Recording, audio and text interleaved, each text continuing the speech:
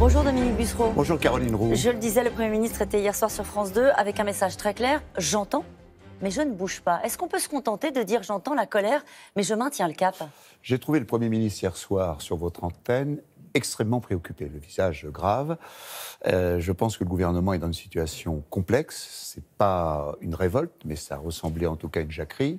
Ça ressemble un peu aux chemises vertes, un phénomène qu'on a connu dans la ruralité avant la Deuxième Guerre mondiale, qui fait d'ailleurs l'objet d'un livre d'un historien américain qui s'appelle M. Paxton. Ça s'est terminé comment, les chemises Ça vertes? s'est terminé en queue de poisson. Bon. En queue de poisson. Mais c'était un mouvement de la ruralité, à la fois contestataire et demandeur de mesures. Ce que je crois, c'est que le gouvernement est sur une mauvaise voie. Je veux dire par là qu'on a fait, avec Jean-Louis Borloo en 2009 et Nathalie Kosciusko-Morizet, le Grenelle de l'environnement. Puis Mme Royal a stoppé l'écotaxe et on a fait la loi de transition énergétique. Et la loi de transition énergétique continue de fonctionner alors qu'aujourd'hui, les cours du brut ont augmenté et donc on est une situation extrêmement difficile. Il faudrait procéder aujourd'hui différemment. Ça veut dire procéder différemment très concrètement? Ça veut dire suspendre les hausses de carburant qui sont prévues pour le 1er janvier? Je fais deux suggestions. La première reprend d'ailleurs l'idée de Laurent Berger et Daniel Cohn-Bendit, c'est de faire une sorte d'état généraux de la transition énergétique, une sorte de nouveau Grenelle de l'environnement. Vous pensez que les Gilets jaunes, ils se sont mobilisés pour avoir un Grenelle de la transition énergétique? Je pense que s'il y avait autour de la table les organisations syndicales, les élus locaux, tous ceux qui sont responsables des corps intermédiaires et qui connaissent bien les gens qui sont sur les barrages ou qui l'étaient ces 2 derniers jours, je pense qu'on pourrait bouger. Et deuxièmement, le gouvernement a une loi dans les cartons. Cette loi, ça fait 1 an qu'elle se trimballe, si vous me permettez l'expression, entre le Conseil d'État, le gouvernement et l'Assemblée. C'est la loi sur les mobilités d'Elisabeth Borne. Il y a 2 mesures dans cette loi. Il y a des mesures sur la mobilité dans la ruralité qui sont intéressantes.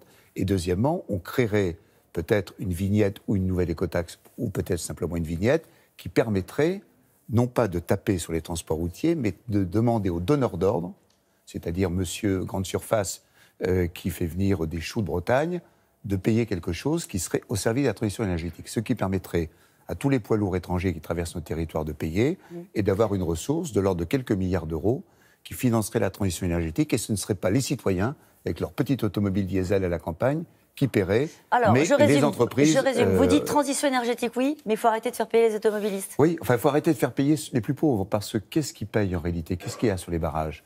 C'est pas ceux qui ont une très jolie voiture et qui habitent Paris, ou d'ailleurs 60% des Parisiens n'ont pas d'automobile. C'est ceux qui ont 2 vieilles voitures diesel, la prime ne leur permet pas d'en racheter une autre parce qu'ils n'ont pas les moyens d'en acheter une neuve et qui en ont besoin tous les jours pour aller travailler. Et c'est ces gens-là qui sont en difficulté. Je préférerais que les donneurs d'ordre du transport routier payent plutôt que les citoyens modestes. Ça voudrait dire, malgré tout, une suspension des hausses au 1er janvier. Au moins... Politiquement, vous comprenez bien, pour le gouvernement, c'est compliqué avec l'idée de dire, est-ce qu'on recule? On a aujourd'hui un Premier ministre, pour reprendre une expression bien connue, droit dans ses bottes, qui dit, le cap, celui de la transition énergétique, il est le bon. On ne va pas, parce qu'il y a 300 000 gilets jaunes dans la rue, changer, dévier de cap politique. Est-ce qu'à un moment donné, savoir écouter, ça veut dire aussi ajuster? Vous comprenez bien que ces hausses du 1er janvier aujourd'hui, elles sont devenues symboliques. Et bien sûr, je préférais un Premier ministre, si vous me permettez l'expression à nouveau en charentaise, que droit dans ses bottes, c'est-à-dire qu'il soit sur le terrain. Il y a trop de dureté? Oui, je pense qu'il y a un peu trop de sévérité. Pas de dureté, mais un peu trop de sévérité. Et un peu trop de raideur.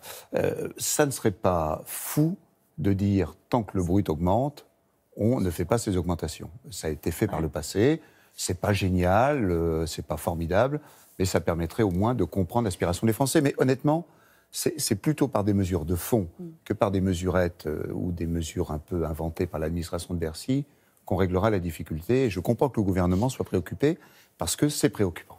Les Gilets jaunes doivent poursuivre leur action tant que le gouvernement poursuit la sienne. C'est ce que déclare Geoffroy Didier, secrétaire général délégué des Républicains. Quand vous voyez Laurent Wauquiez aussi qui se rend sur, vous souriez déjà, sur un barrage au Puy-en-Velay. J'aime pas la récupération. Je trouve que le Front National et M. Dupont-Aignan en ont fait beaucoup et trop. Je trouve que chez les Républicains, un certain nombre d'élus sont restés dans la norme. Je pense à Damien Abad, qui est un des dirigeants de cette formation politique, et que d'autres ont fait trop de récup et trop de démagogie. Honnêtement, ça ne sert à rien parce que les Gilets jaunes, ils sont critiques vis-à-vis de tous les politiques, pas simplement vis-à-vis du gouvernement.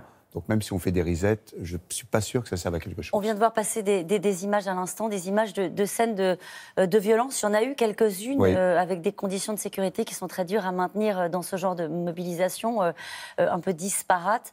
Est-ce que vous êtes inquiet quand vous voyez l'ensemble de ce climat, ces scènes en particulier? Vous savez, c'est inquiétant de voir des gens qui passent la nuit dehors sur des ouvrages routiers. C'est inquiétant de voir des affrontements entre manifestants et automobilistes.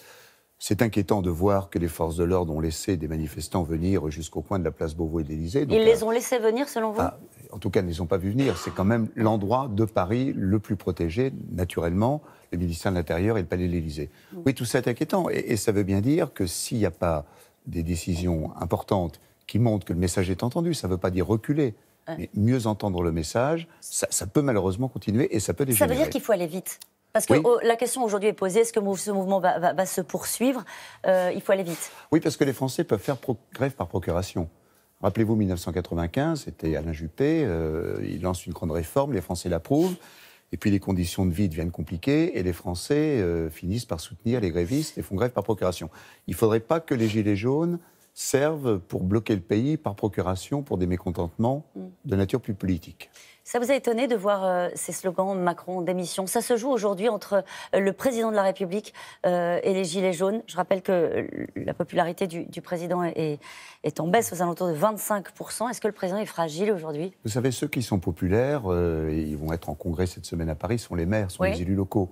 Donc, je pense qu'un des bons moyens de gérer aussi cette crise serait que s'améliore le discours présidentiel vis-à-vis des élus locaux, qui, eux, sont très populaires. Le maire, il est toujours le plus populaire dans sa commune, à 70%. Le président ne viendra pas au Congrès des maires de France. François Baron a raison de le regretter, d'autant plus qu'il l'avait dit. Et je pense que le président, l'année dernière, d'ailleurs, c'était pas simple pour lui, avait fait une excellente prestation. Donc recevoir à domicile à l'Élysée, c'est plus facile.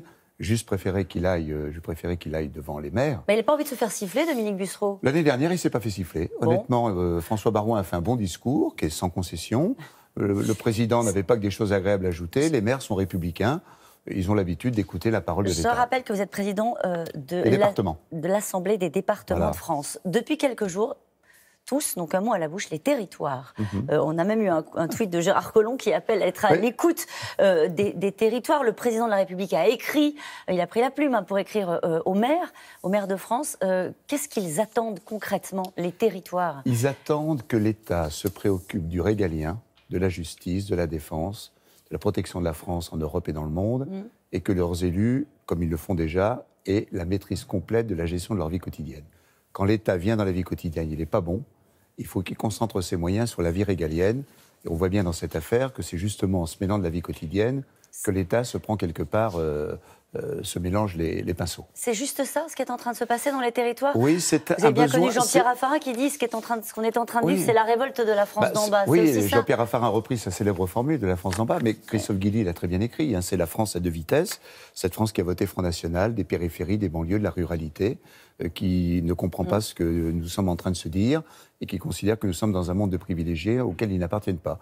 Et c'est à ces Français-là qu'il faut parler. Je reconnais que ce n'est pas simple et que les élus locaux ont plus de facilité pour le faire que le pouvoir central. Merci beaucoup Dominique Bussereau. C'est à vous Laurent. Merci Caroline, bonne journée à tous les deux.